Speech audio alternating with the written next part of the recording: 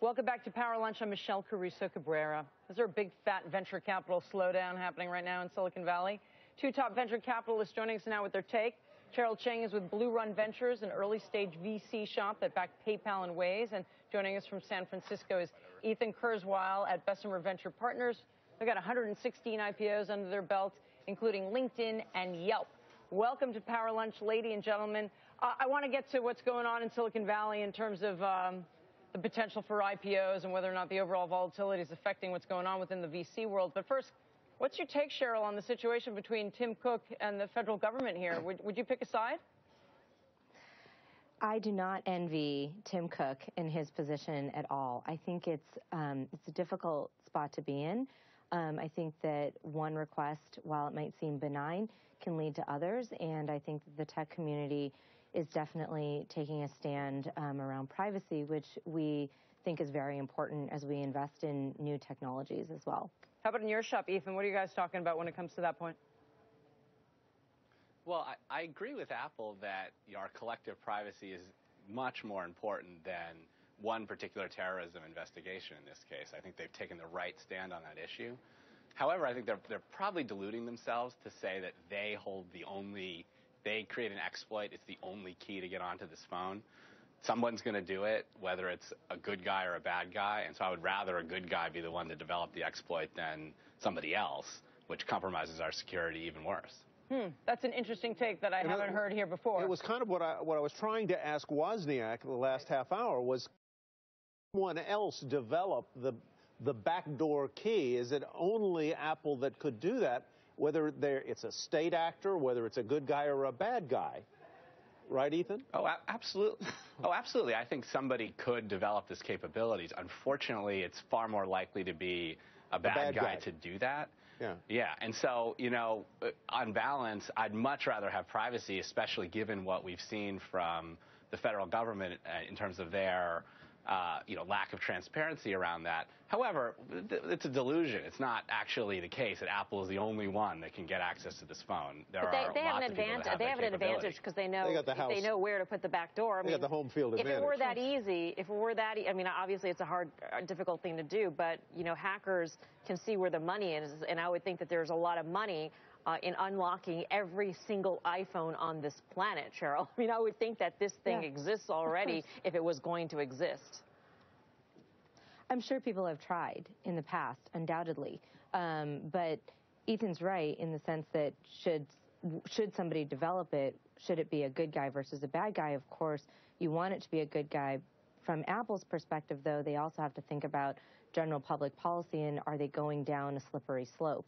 So they're not in a great position in, they're up against some, very national security, other issues. Cheryl? So it's not an easy position they have to take, it seems to me. Yes. They're taking the position they have to take. I think they are. I agree with you. Cheryl, would you go ahead, Ethan? Yeah, no, I agree with that as well. I think what the government's asking them to do, put a vulnerability in everyone's iPhone, I would not endorse that. But I think in the end, some exploits will be developed here. Would either one of you back a company that comes to you and says, I can develop the backdoor to Apple's iPhone, Cheryl? Somebody comes to you and they can do that. Moneymaker, wouldn't it? What would you do?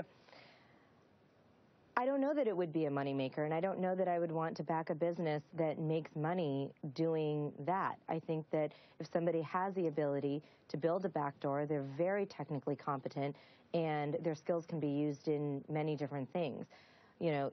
Bessemer, ourselves, we've all backed companies that have been approached by the government, by other organizations, because the data that they have is so valuable. The question is, how do you use that data, and what type of businesses do you build around that technical functionality is what we look at the very early stage. When two entrepreneurs that are, technical founders come to us and say they have a great idea, our job is to help them build a business around that idea. But am I the only one that finds this whole conversation a little bit hypocritical? Ethan, because venture capital, most of the companies you guys are backing now, your entire business model is basically invading our privacy. I mean, Castlight Healthcare, the big Wall Street Journal article, they track if you're not taking your birth control pills, so they can tell your employers that you might be looking to get pregnant, or if you're fat because you're eating potato chips. Waze is tracking where we drive. They know what we buy.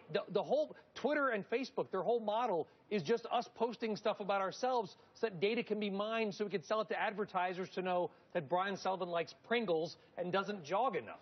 I mean, what's the difference between corporate America getting this stuff and the government getting this stuff? Well, I'm not sure I agree with the premise there, that the whole business of these companies is as you say. I think it's incumbent upon them. Okay, what's it's incumbent Facebook's upon business? Us as good What's their business? How do they make money? Well, their business is advertising, and they have to be transparent with their users around what data informs those advertising and how it's used, and give people the ability to opt out of those. So I think that's a case where perhaps Facebook needs to do more, but I wouldn't indict all of Silicon Valley and say... I'm not indicting it all. I'm just you trying know, to make the point that privacy, I think, took a U-turn a long time ago. And I know that when I'm using my Waze app, driving home to see where the potholes and the cops are, I know they're tracking where I go. I know that they know exactly where I stop and where I like to get gas and all this other stuff, that I prefer this station over that station. I'm not knocking it. I know it's there, and I still embrace it. Well, you have It's the trade-off. It's the trade-off. It's the trade-off. But the point is, why is Silicon Valley making such a big stink about this when you're backing all these companies who's basically telling our employers that we're eating blue cheese potato chips too much? Well, I think there's a big difference between giving somebody an exploit that gives access to private data and using data to inform a better consumer experience. I follow your premise. It's a slippery slope to that, but there's a big distinction there.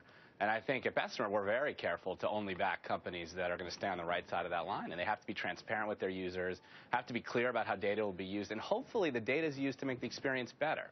If the data is used to make the experience better, that's okay. Consumers will adapt to that. When the data is used in creepy ways, when the data is used in ways that manipulate a consumer experience, that's a problem. And that's, I think, what you're reacting to. Cheryl? And I completely agree with everything that Ethan is saying. And on top of that, I think that the onus is on the company, the startups, the technologists, to actually develop controls so that the person who controls that data is the customer, is the consumer. So if it's health data, it's fine to democratize health data, but you have to give the control to the customer and say, I willingly give my employer information that I'm pregnant, or I willingly give information to my employer that I jog 5 times a day. Whatever that is, that control has to within the customer. And if they don't do that, then that's when you start to say, hey, you're watching me and using information about me unbeknownst to myself. And that's very important. I know that almost no app seems to work on my phone anymore unless I enable location service. They ask you every time. Unless your location service is on, almost nothing seems to work. So I'm just taking the other side, guys. I'm not trying to be a pain in the rump. Yeah. I'm just saying that I think the privacy bus pulled out of the station a while ago. Guys, good discussion. Very provocative. Thank you. We're sure everything's fine in Silicon Valley, which was what we thought we were originally going to talk about. Cheryl and Ethan Kerr as well. Cheryl Cheng with Blue